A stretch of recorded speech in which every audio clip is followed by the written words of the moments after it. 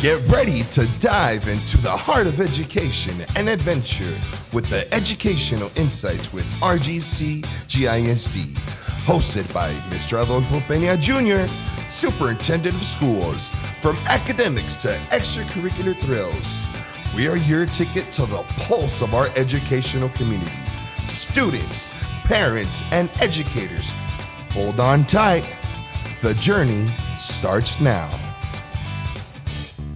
Before we get started this morning, let's go ahead and introduce our participants. We're truly blessed to have our band director from Gruya High School here with us.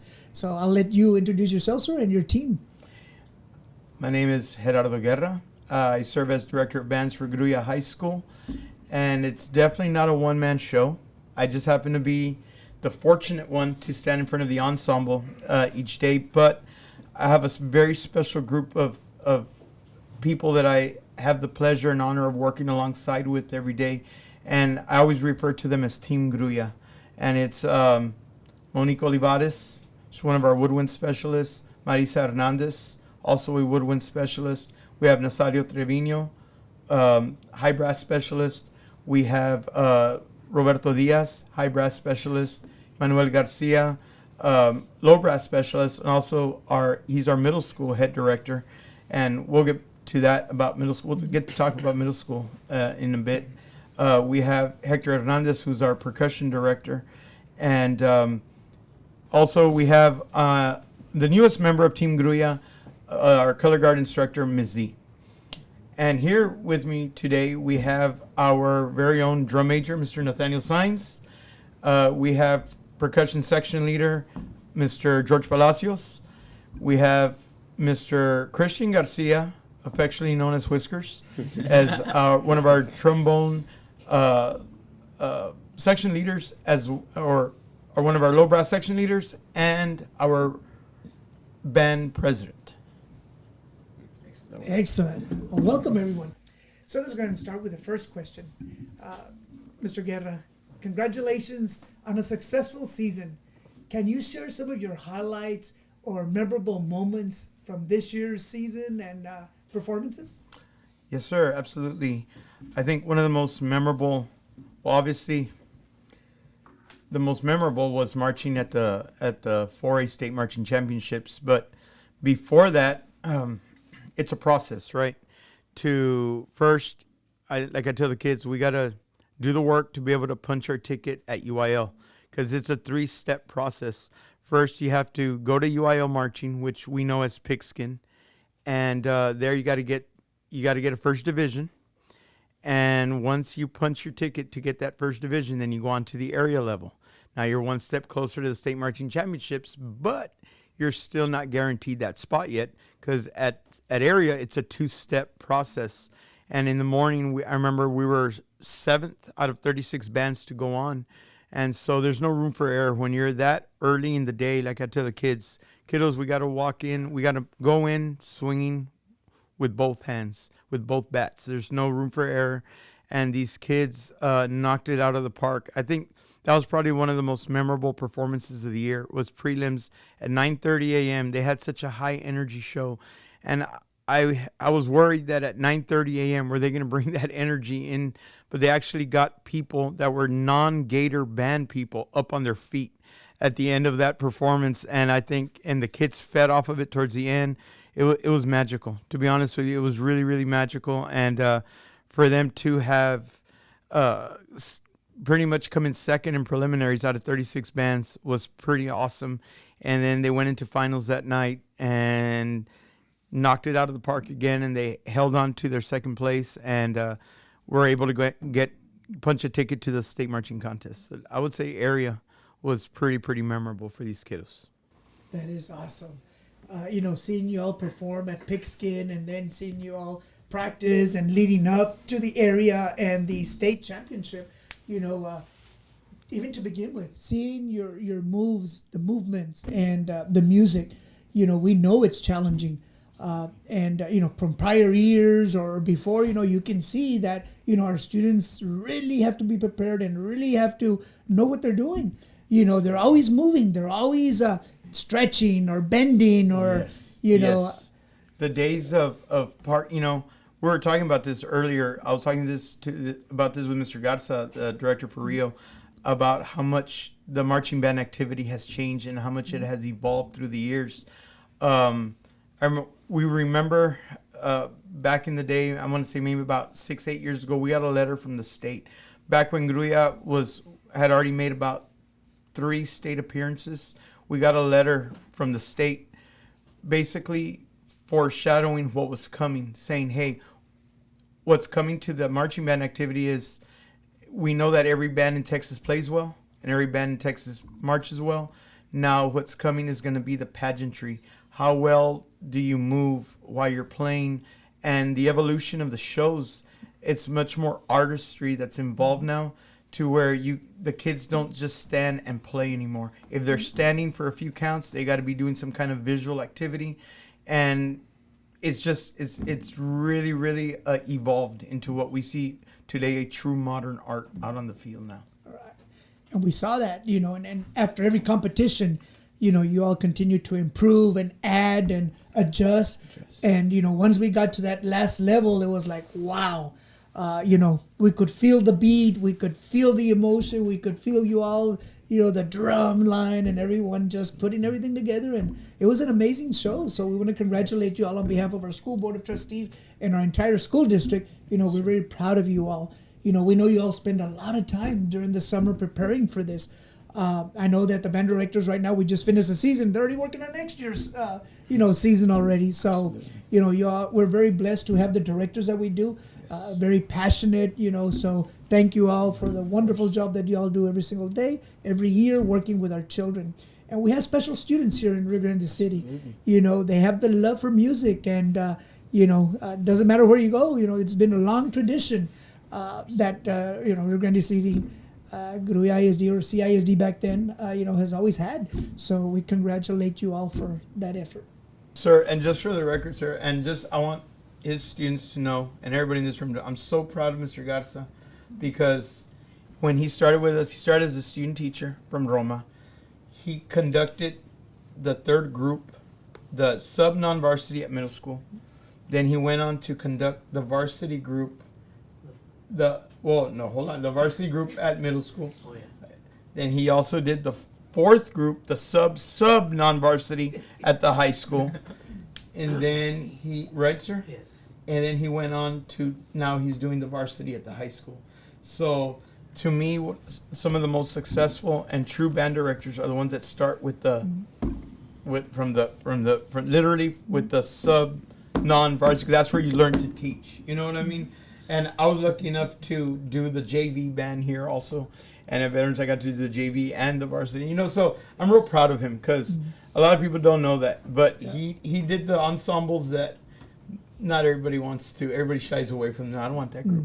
I don't want that group, And Mr. Garza always took them with both hands. I always admired that about you, sir. How did our Gruya band prepare for competition this year? And what strategies do you think contributed to their success? Okay, well, there's short-term and long-term. The short-term always starts what we call spring training, which right after a UIL concert and sight reading, we start bringing the 8th graders, which are our 9th graders. I already tell the 8th graders, after UIL concert and sight reading at both middle school and high school, you're now considered to be a Gator, right? So we'll start busing them over a couple of days out of the week, start implementing what we call the marching fundamentals. There's a specific technique that we always implement, and we start teaching them the very basic fundamentals of marching, so that when they come into summer band in July, they feel already partially successful with the upperclassmen, and they're not so overwhelmed. So part of our training for the marching band actually starts in early April to mid-April with the freshmen, and then the high school group, we transition into marching already by working different or specific playing and ensemble techniques that we implement for marching. We start bringing them back to the forefront, and we call the marching machine, getting it up and running. That's the short term, in which everything goes from marching technique, playing techniques for marching start basically in April, and they go all the way to what we call to November, which is State Marching Band Championships. That's always our goal, to get back to the State Marching Band Championships. It's never guaranteed because every year it gets harder and harder. There's bigger and better bands coming in every single day, and every single year, so it gets harder and harder. So, that's why I always tell the kids, we always got to keep our nose to the grindstone and keep working really, really hard. Now, that's short term. The long term success of the band program starts actually at middle school.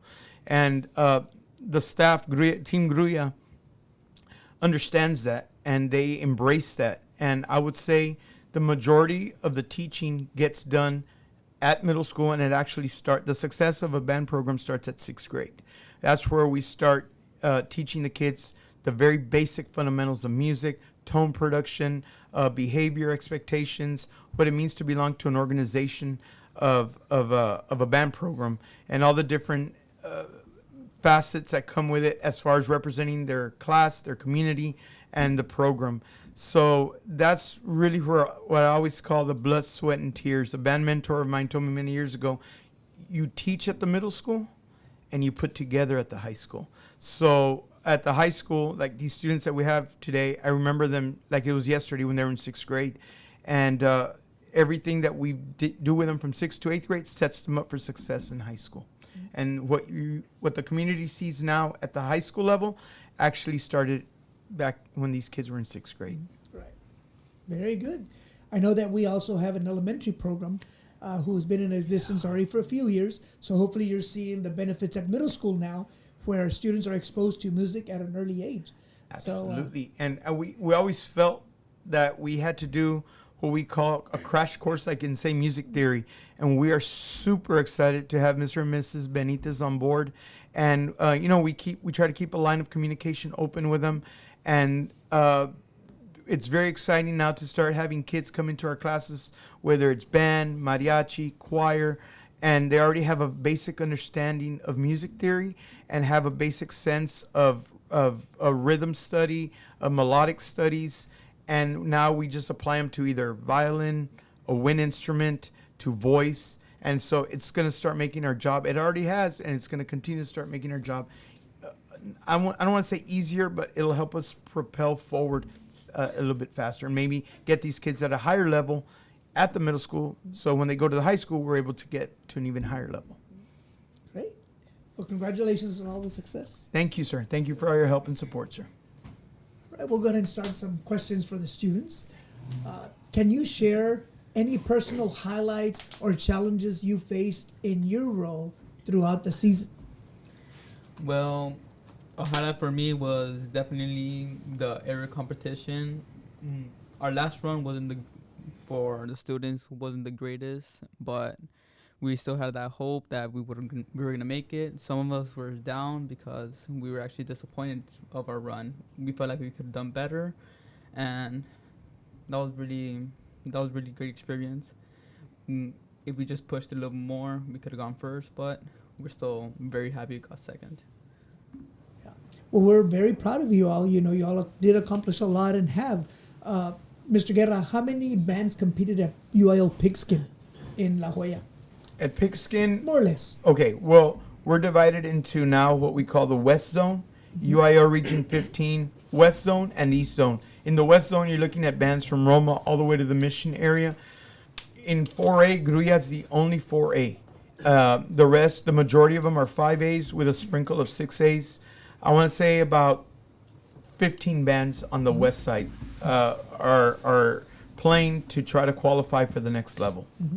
And in area, sir, how many there are bands compete against? Now, at area, it gets more interesting because you got every band at the area level, and in our area is called Area E, where it has schools that are encompassed from north of San Antonio, outside of Houston, actually right outside of the suburbs of Houston, all the way down to the Rio Grande Valley.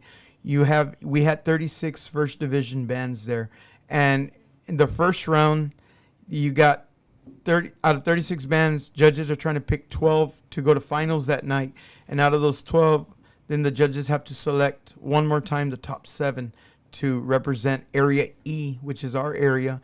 Again, right south of Houston, all the way down to the valley. They're trying to select the top 7 bands. Right. So that's amazing. Yeah. That's why it's important, to everyone to understand it's not easy to get to area or state because Absolutely. there's all these bands that y'all are competing against. So, we're truly, truly excited and blessed to have you all be part of our band program in our district and represent us the way you all do, because we know it's very challenging and we know that it's hard work. Your dedication, the passion, not only do you have to get ready for your band, right? Practice and you're memorizing your music, but also academics, right? So, and I know some of you at home also help your parents out, or some of you might have a side job. So it's very challenging. So, we want to congratulate you. It was an amazing season and you all have accomplished a lot. So congratulations. Were there any memorable moments or experiences that stood out during your performances or rehearsals leading to the state competition? So state, it was really amazing. A lot of people were there. It was truly an honor being there.